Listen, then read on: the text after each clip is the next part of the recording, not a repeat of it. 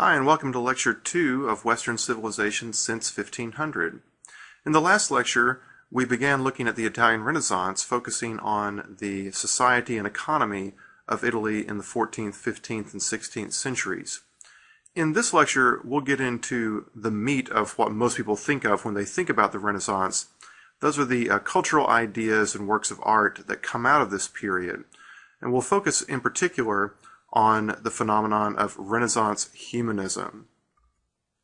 When we begin to consider the Renaissance, really a fundamental figure here is Petrarch, a Florentine poet who lived in the 14th century.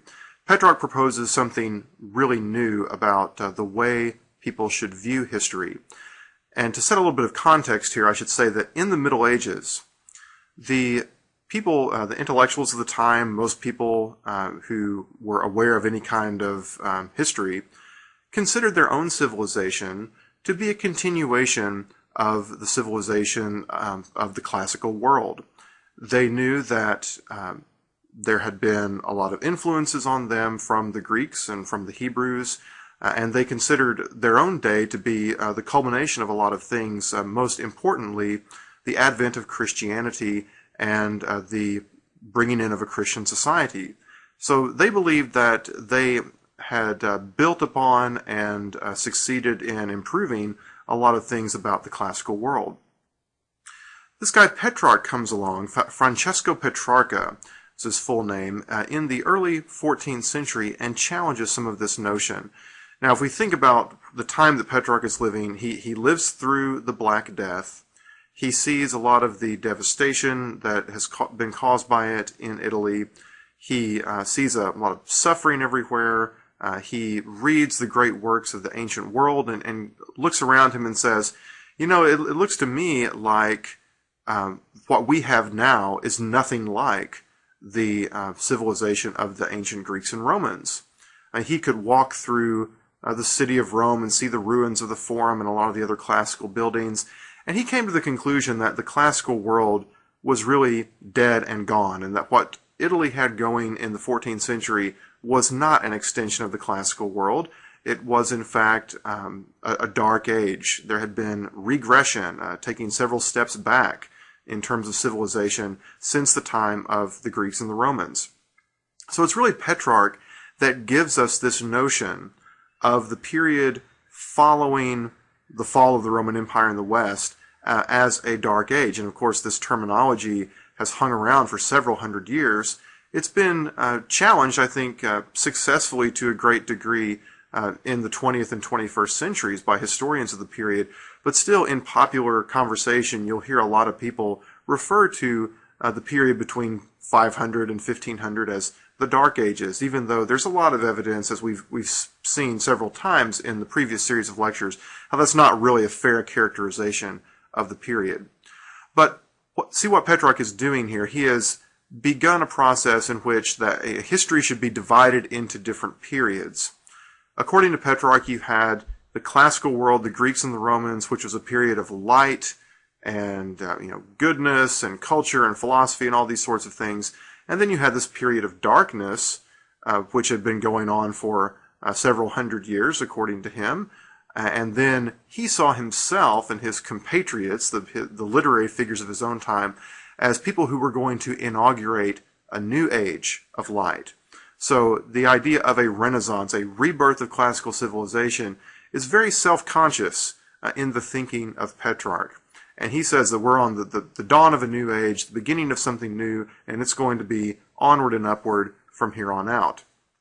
Now, I mentioned Jacob Burckhardt a couple of times in the previous lecture, and his idea that the Renaissance is the beginning of the modern world in many ways. And this is another of the things that Burckhardt really pointed to as saying this is something that really shapes how modern people think about history, this idea of periodization, if you will, and the idea that the Christian centuries of the Middle Ages are a period of darkness, barbarism, and now we're going to bring back in the classical spirit of rationality and so on, and that's going to shape how we approach the problems of life.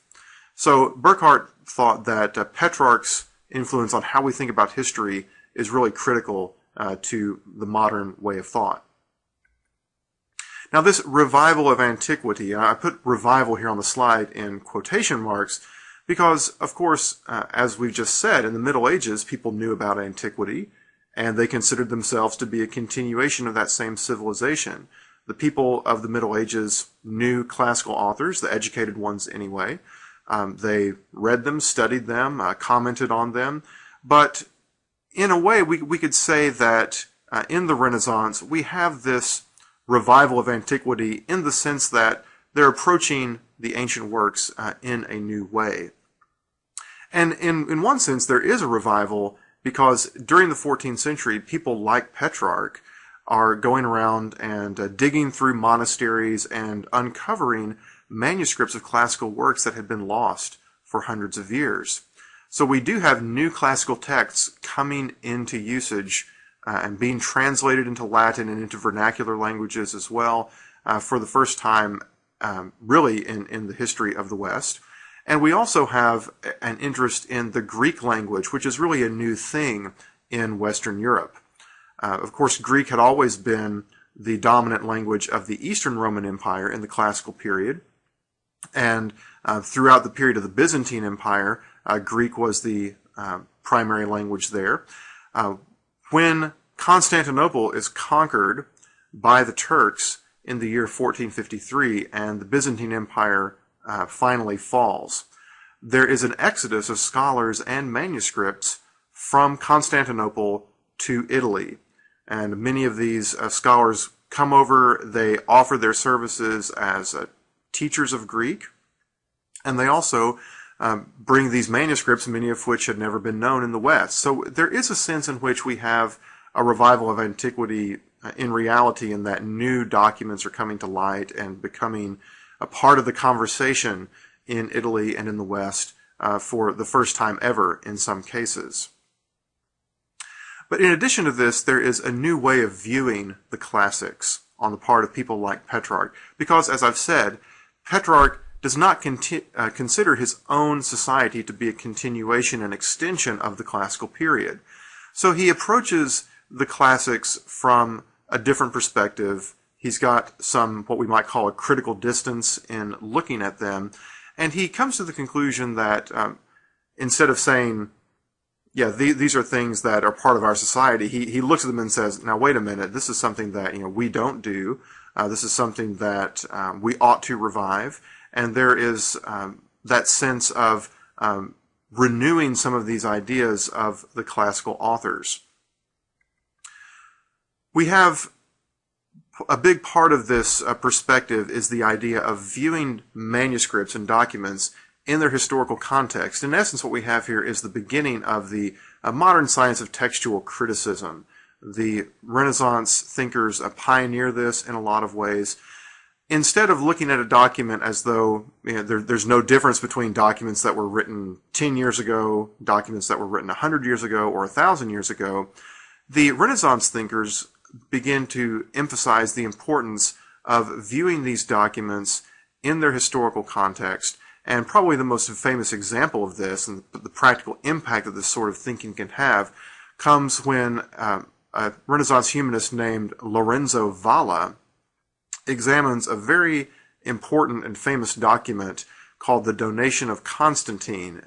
Valla is looking at this in the mid-15th century. The Donation of Constantine was purportedly a grant by the Emperor Constantine in the 4th century of the entire western half of the Roman Empire to the Pope. And for hundreds of years, the popes had rested many of their claims to temporal authority on this document. They said, well, see, the emperor gave the popes this jurisdiction, and so we have the authority to influence temporal events and tell kings what they can and can't do, and so on. Valla comes along and examines the language of this document and comes to the conclusion that this document is a forgery. He says the Donation of Constantine could not have been written in the 4th century. There are words that appear in it, terms, phrases that were not in use in the 4th century. Some of the terminology that appears in the Donation of Constantine, in fact, didn't enter the Latin language until maybe the 8th or 9th centuries. So through the knowledge of how language has developed over time, Valla is able to look at this document and say, nope, this is a fake. And he's able to speak with authority on this, and the debunking of this document, of course, did not make him very popular with the papacy. However, it's an example of the kind of impact that scholarship can have on contemporary events. And we all can understand, I think, on some level, the importance of textual criticism. If you just think about your own experience, if you were to pick up a book, a work of fiction, for example, you open it up and you see a description of a character, a male character in the book, as gay. Well, you probably would have the gut instinct that you would need to know the date of authorship in order to determine what that word meant. If the book were written 200 years ago, the word gay would mean one thing when used to describe someone. If it were written 10 years ago, it would probably mean something different. So that's just one very simple example of how words change over time. And in the case of documents that are thousands of years old, most scholars had been reading these documents in the Middle Ages without necessarily a real sensitivity to the way that the language changes. We'll see some other examples of how textual criticism has a very practical impact on social and religious affairs in some later lectures. Now, one of the key features of the Renaissance is humanism. And this is a word that is very problematic in many ways. People who talk about humanism today in the 21st century often mean something very different from what was meant by it in the Renaissance. The word humanism, or the appellation humanist, when applied to a particular person, refers to someone who is engaged in advocating the Studia Humanitatis. A Studia Humanitatis is a Latin phrase that refers to a particular kind of educational curriculum. And it's a curriculum that is a reaction, in some ways, to the traditional scholastic curriculum that you would have found in schools and universities in the Middle Ages. If you recall from the earlier series of lectures, Western Civilization to 1500, we saw that the traditional curriculum of the trivium and the quadrivium, the trivium focused on the use of language. We had grammar, logic, and rhetoric as the three subjects of the trivium, whereas the quadrivium was really mathematical in its orientation: arithmetic, geometry, astronomy, and music. And the study of mathematics was considered very critical in the traditional curriculum in that it was believed to give some kind of insight into the nature of reality, the nature of God, and a way to try to understand the created order better. Well, advocates of the Studia Humanitatis come along and they have some different ideas about that. The traditional curriculum is really geared towards getting people into what were called the three professions at the time. If you may recall, the three professions of the Middle Ages are medicine, law, and theology. And these are all disciplines where very strict and rigorous thinking in a precise way and in a mathematical fashion can be very useful. But the humanists come along and they have a different idea. They say that education should not be really gearing people towards these three professions.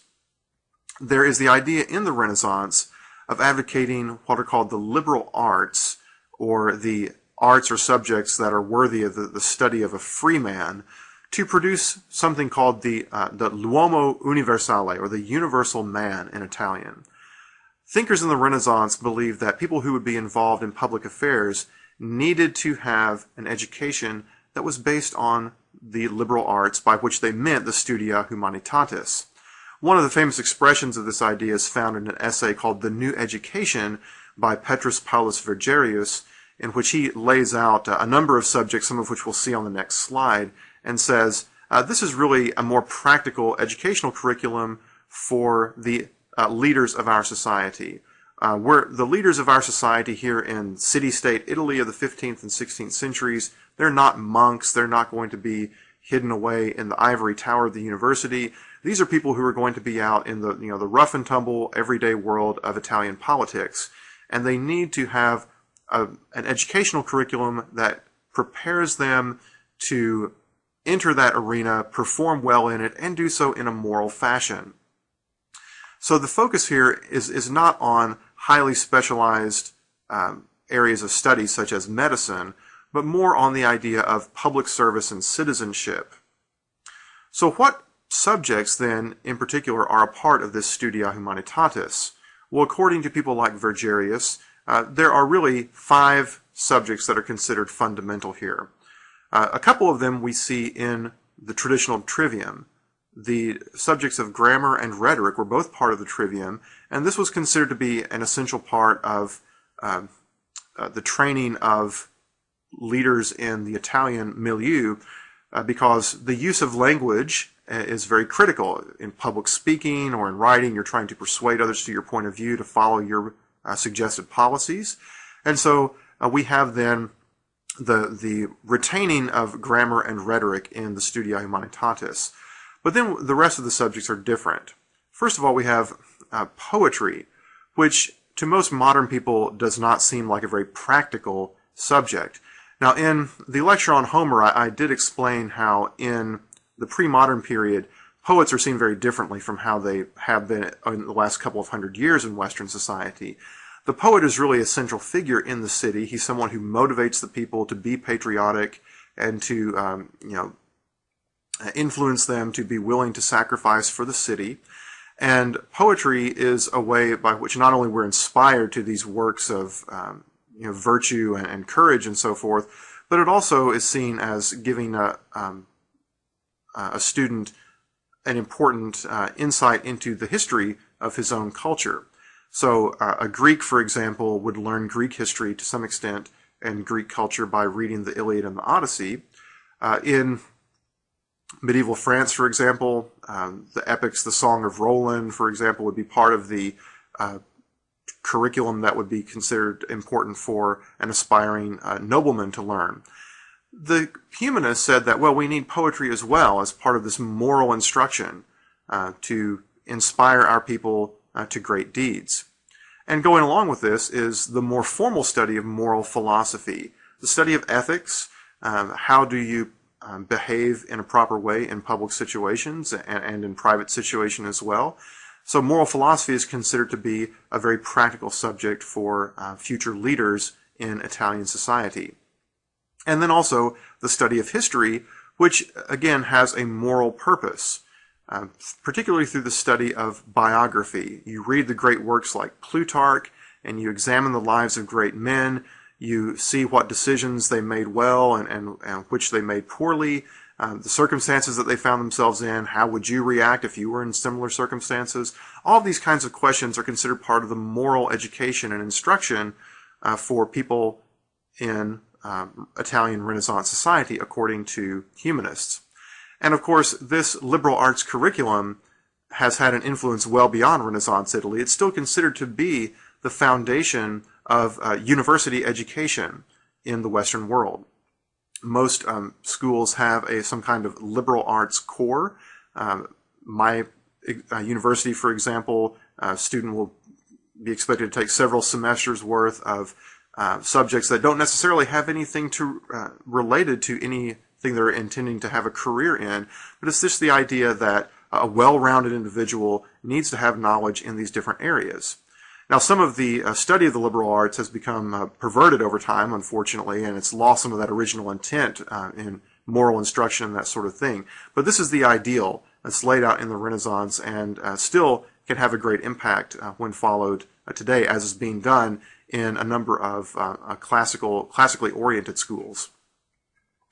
Well, the humanists and the scholastics have some turf wars, I guess that's the best term we could use for it, throughout the Renaissance. The traditional scholastic curriculum, for the most part, retains its hold in the universities. Universities are very conservative institutions for the most part, and up through the 17th century, you still will have this traditional scholastic curriculum in most of these places. But the humanists make a lot of inroads in other areas. Tutors of noblemen, for example, often adopt the liberal arts curriculum, the Studia Humanitatis. Also in some of the schools that are founded for sons of noblemen and so forth, the Studia Humanitatis is followed. So we have a parallel educational curricula being developed here during the Renaissance. Ultimately, by the time we get to the 18th century, it's the Studia Humanitatis that gains the upper hand, and as I said, is now kind of the standard for university instruction. One of the best examples of how the Studia Humanitatis is put into practical use in Renaissance society is laid out in a book called The Courtier, sometimes translated the Book of the Courtier, published in 1528, posthumously, or almost posthumously. The author's name is Baldassare Castiglione. And this book is considered to be, for several generations in Europe, sort of the handbook on what it means to be a gentleman or a lady. And Castiglione relies heavily on a couple of things. Number one, Platonic philosophy, which is aired at great length in this book, which is framed as a series of conversations between noblemen, very well-to-do people, but then also the Studia Humanitatis. The idea here is that leaders of cities, rulers, kings, are in need of good counsel. If you want to be one of those people who has the ear of the king, if you want to be someone who's welcome at the court of the king, this is what the word courtier means, you need to make yourself the kind of person that kings will want to have around them. And then if you can cultivate these qualities that make you a good company for a king or other ruler, you'll have the opportunity to advise and to influence, hopefully in a good direction, of course. So Castiglione lays out what he considers to be the qualifications of a good courtier. He says, first of all, you must have the martial virtues. You must show loyalty, courage. You must demonstrate that you are capable on the battlefield. This is one of the most important things.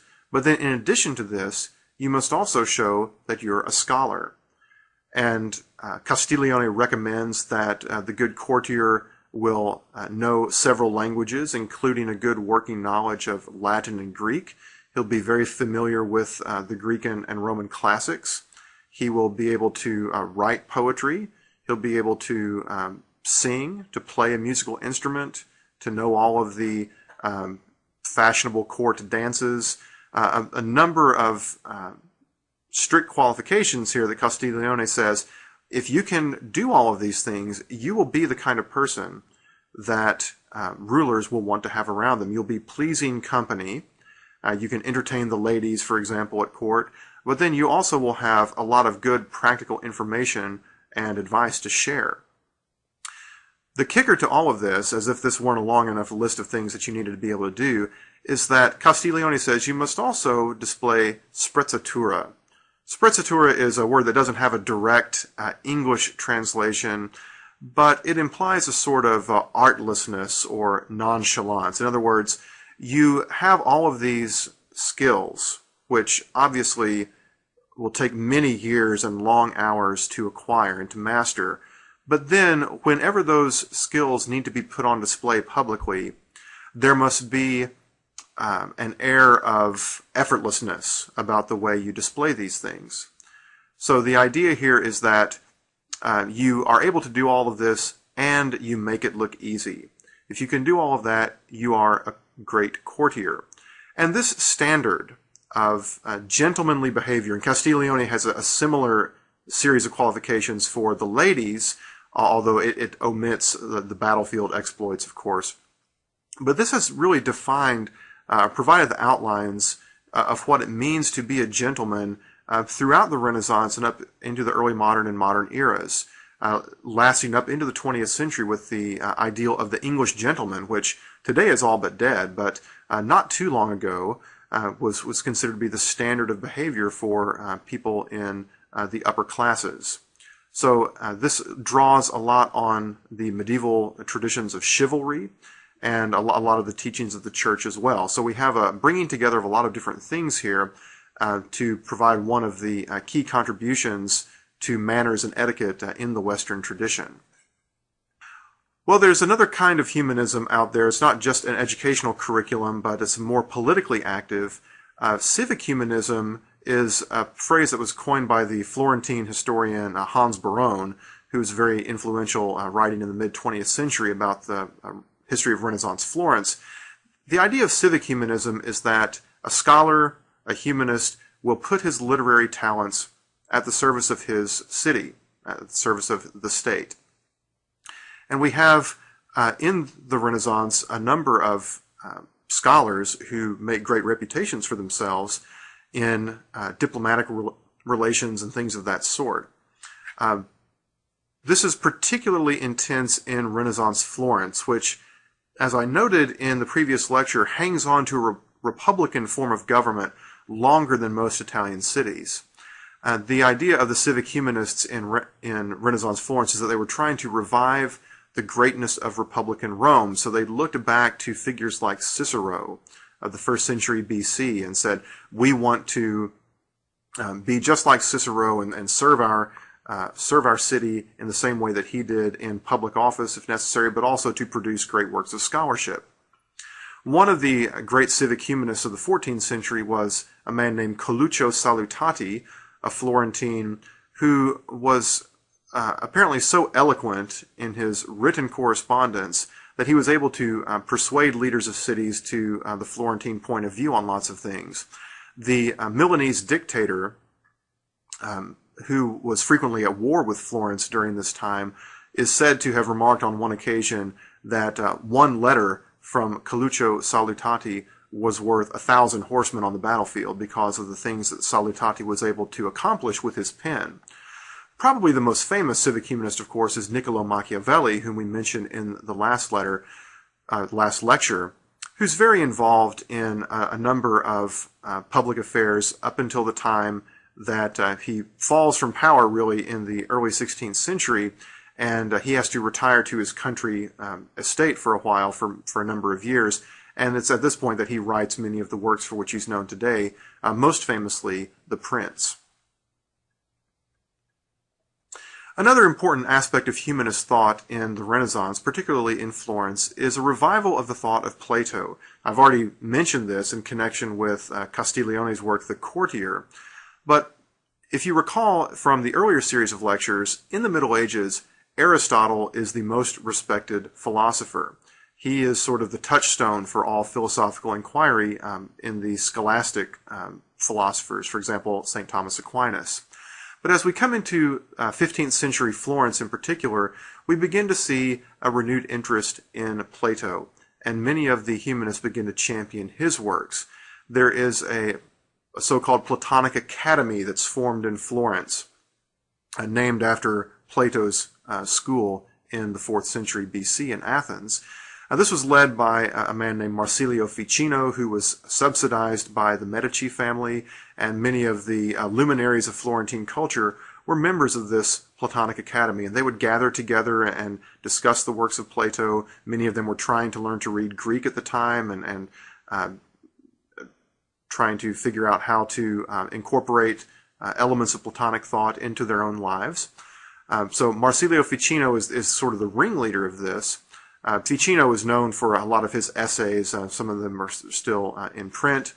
But perhaps his even more famous disciple was a man named Pico della Mirandola, who is best known for an essay that he wrote known as An Oration on the Dignity of Man. This idea of the dignity of man was very popular with the Renaissance Platonists.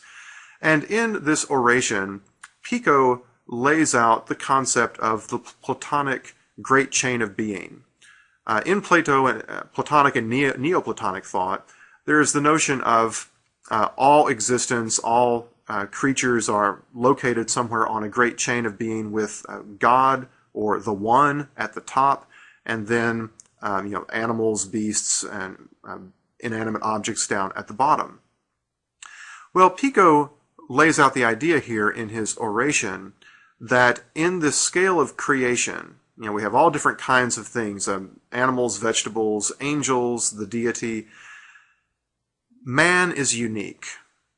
because he alone, among all created beings, is given the freedom to move up or down on the great chain of being. If he indulges his sensual and physical appetites, he will descend, he'll sink to the level of the beasts. However, if he cultivates the mind and the spirit, he will rise on the great chain of being and approach the level of godhood. So this is a very influential idea that gets picked up by a lot of thinkers and becomes, to a great extent, part of the philosophy of progressivism, maybe we could even say. Even some conservative thinkers like Russell Kirk in the 20th century thought that Pico's oration on the dignity of man was a key text of conservative thought, and that conservatives should embrace it. Other conservatives have disagreed with Kirk on this because of the way in which Pico seems to maybe grant too much malleability to human nature and that sort of thing. Regardless, Plato enjoys a resurgence of popularity in Renaissance, particularly in Florence, but his thought spreads to other areas as well. And we have many thinkers attempting to synthesize Platonic thought and Christianity, just as medieval thinkers attempted to synthesize Aristotelian thought with Christianity. Now, this lecture on humanism would not be complete without at least a nod to the visual arts, because that's what so many people think of when they think of Renaissance Italy. And we have these ideas coming into and influencing prominent artists in the Italian Renaissance. We have a number of classical influences, both in the imagery and subjects of painting and sculpture, and also, to be frank, some neo-pagan influences as well.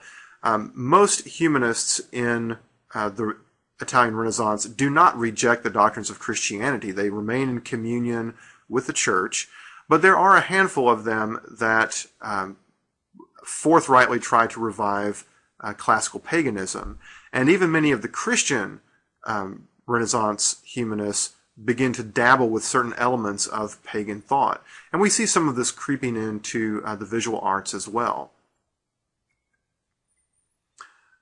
Technically, the Italian Renaissance makes a lot of progress in painting form. We have a revival of the classical idea of the canon of proportions of the human body, ideal measures for scale. We also have the development of linear perspective and the idea of the vanishing point, for example, so you can paint things that look more realistic, things that are closer up versus things that are farther away.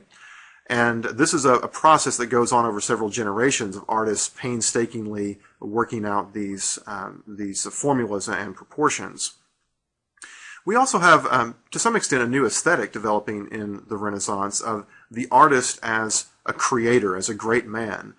Whereas we look at medieval cathedrals, for example, and medieval cathedrals are full of works of art, statues, paintings, stained glass, many of which are very fine and wonderful. Very rarely do we see a signature on a work of art. These works of art were products of guilds. The identity of the individual artist was not considered to be that important. But in the Renaissance, the artist comes to think of himself as a creator and wants everybody to know that he is the one who made this particular creation. So now, in the Renaissance, we have the names of great artists put before us, really for the first time in European history, since the classical world at least. And there's more of the idea of we want the art to, the aesthetic, the beauty is an end in and of itself. It's not necessarily going to be something functional, either in terms of an aid to devotion in terms of churches, or something that is going to be used in some kind of practical sense. But we're perfectly happy with just having a painting to hang on the wall and just to admire it for its own beauty, rather than having it point you to something else.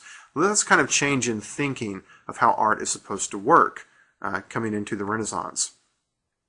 One of the great works on the theory of art is Alberti's volume on painting, which lays out a lot of these ideas about the classical proportions and so on, and also this new philosophy of the artist's role in society. And then we have this new ethos being realized, of course, in many great works of art of the Renaissance. On the slide here we have Sandro Botticelli's The Birth of Venus, which incorporates a lot of these classical and pagan notions and images. Botticelli is one of these figures who really likes to dabble in some of this neo-pagan stuff. And as we'll see in a moment, he later recants some of that way of thinking. We have what's considered to be the triumvirate of greatest artists in the Renaissance. First of all, Leonardo da Vinci, who is not only an artist but also an inventor and accomplished in many different areas. Some people consider him to be the closest thing to this uomo universale that the humanists were trying to produce with their educational curriculum. Leonardo da Vinci, who painted works such as The Last Supper in Milan, was very interested in science and experimentation. In his art, he used a lot of the results of some of these experiments and knowledge of anatomy that he had studied, and a great deal of emphasis on empirical observation. So we have a kind of scientific quality to a lot of Leonardo da Vinci's work. He also was an engineer and did all other kinds of scientific activities as well. Then we have Michelangelo Buonarroti, who is perhaps the greatest sculptor of the Renaissance. Michelangelo was very influenced by Platonic philosophy. This is seen very evidently in his painting of the ceiling of the Sistine Chapel in Rome. If you've ever looked at the sequence of images on the Sistine ceiling, you can see that there is a kind of a progression as we go forward from carnality as represented by the drunkenness of Noah on one end up to the pure one of God in the image of the creation of light. And so we have this sequence of images that leads us to the Platonic notion of the one.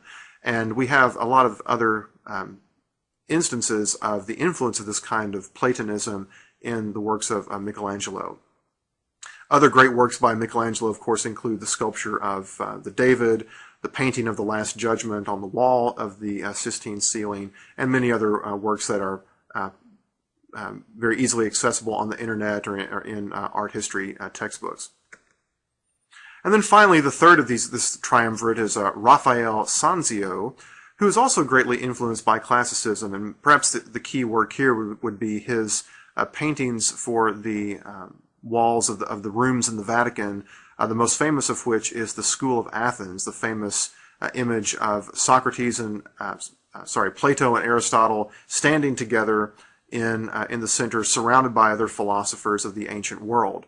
And we see in all of these artists a great interest in the Greco-Roman classics, in the thought and the literature of this period.